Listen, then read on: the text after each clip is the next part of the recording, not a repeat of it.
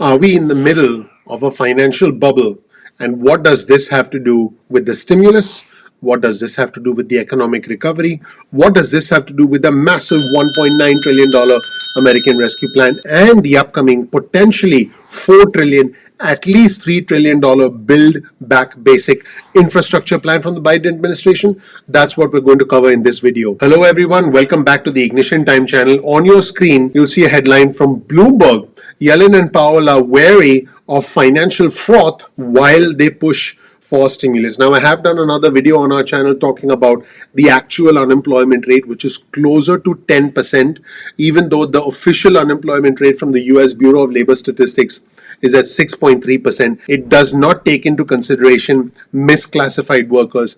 It does not take into consideration the labor force dropouts. The real unemployment rate is close to 10%. This is a big number, everyone. This means 1 out of every 10 working Americans are out of a job. And what is most ironic is this is disproportionately impacting those in travel, leisure, entertainment, and hospitality. In fact, according to Ben Zippera, who's an economist, and you'll see his tweet on your screen, low wage earners have the highest degree of human rights violations. Wage inequality understates the degree of inequality of job quality. In other words, if you're in a low wage job, things are fundamentally unfair for you, and you could be a victim of labor rights violations. Here's an article on your screen published by the National Bureau of Economic Research, Wage Inequality and Labor Rights Violations. And let's take a look at the PDF of this incredible report. By the way, we'll provide you with a link to this report in the description section below. You'll see the high degree of labor violations that are scattered across the country. The darker shades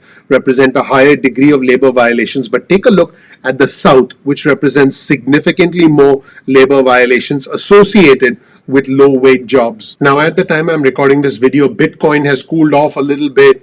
The stock market has cooled off a little bit, but still the stock market and Bitcoin are substantially higher. What does all of this have to do with froth in the market, and how is this connected to the unemployment rate? Well, it's pretty simple. If the unemployment rate is high, which it is, we talked about the fact that it's close to 10%. The push for stimulus increases. In fact, the US Treasury Secretary Janet Yellen, there she is, hello Miss Yellen, has actually pushed for the $1.9 trillion American Rescue Plan.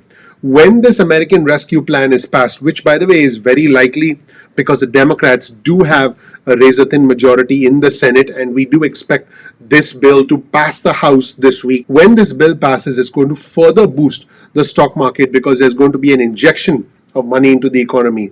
A lot of important comments are going to emerge from the Federal Reserve Chairman Jerome Powell in the next 24 to 48 hours, and I'll be covering those on our channel. But fundamentally, if interest rates are low, and if the government continues to inject money into the economy, and by the way, that money should reach you through stimulus checks, through unemployment benefits, through child tax credits, then we see a surge of money, we see a surge of liquidity. And when people have money and they aren't getting a decent interest rate in a bank or through a treasury bond, what do? They invest in the stock market, they buy cryptocurrency, they chase the next short squeeze. This is just human nature. So this is basically going to further boost the stock market, and this is something that the US Treasury Secretary Janet Yellen is very concerned about. So what does this fundamentally mean? This means that investors feel, the government's going to be there for us. The government's going to lower interest rates or inject more stimulus into the economy. But folks, at some point, this is going to stop. At some point, the stimulus will stop. At some point,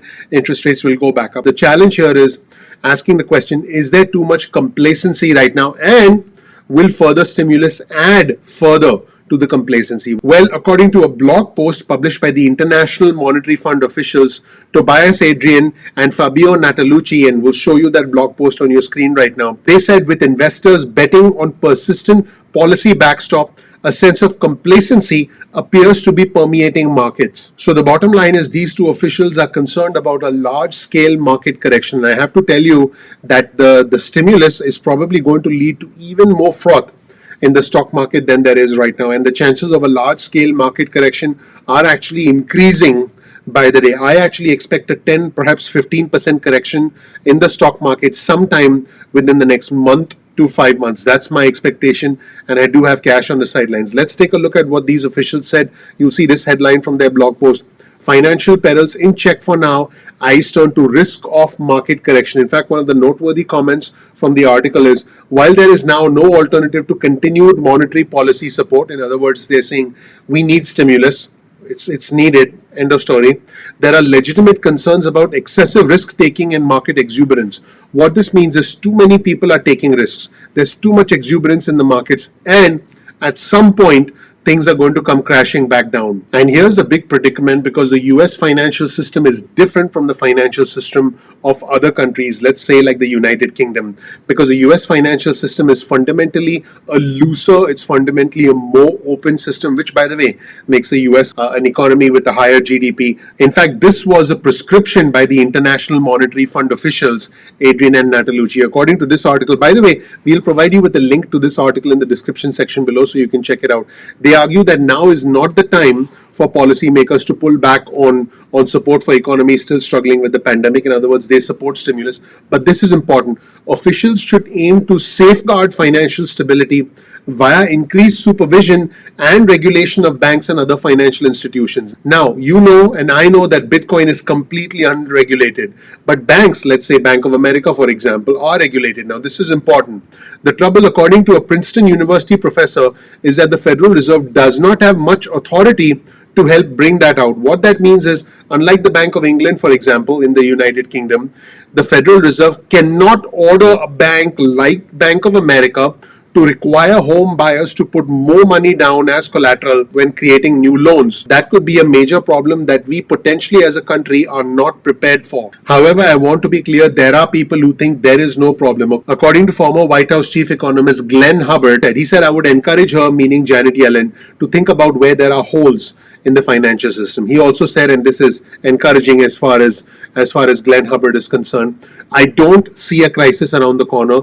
But if you keep interest rates very low for a long period of time, you need to watch out for fraud. And in order to make sure that we do recover, the one thing that is important is getting the pandemic under control. And this is something that the US Treasury Secretary Janet Yellen pointed out in a new headline, and you'll see this on your screen right now. Janet Yellen on what a successful economic recovery looks like. One thing is for sure, as far as the new US Treasury Secretary is concerned, we are still at the mercy of the pandemic. We need to bring the pandemic under control. Even though many individuals are starting to get their jobs back, the pandemic is still not under control. And here's an important comment from Janet Yellen. Success on the public health front is a key metric that we will be watching. She also said we need to make sure that those most affected are not permanently scarred by the crisis. And she also said, success to me would be if we can get back to pre-pandemic levels of unemployment. Because prior to the pandemic, unemployment rate was at 3.5%, which is a 50-year low. And now we are faced with multiple different headwinds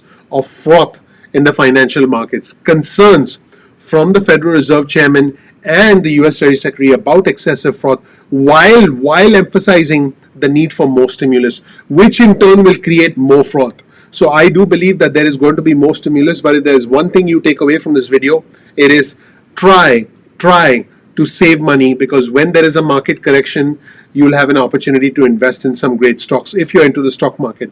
If not, try to save money just for a rainy day. That should be the big takeaway. Thank you so much for watching. I hope you learned something new. My name is Dr. Nitin Chhoda with Ignition Time. Please click the like button. Please subscribe. Please enable notifications. That would mean a lot to me personally, and that helps out the YouTube algorithm. I really appreciate you watching. I hope you learned something new. I'm looking forward to seeing you in the next episode of Ignition Time. Take care. Bye.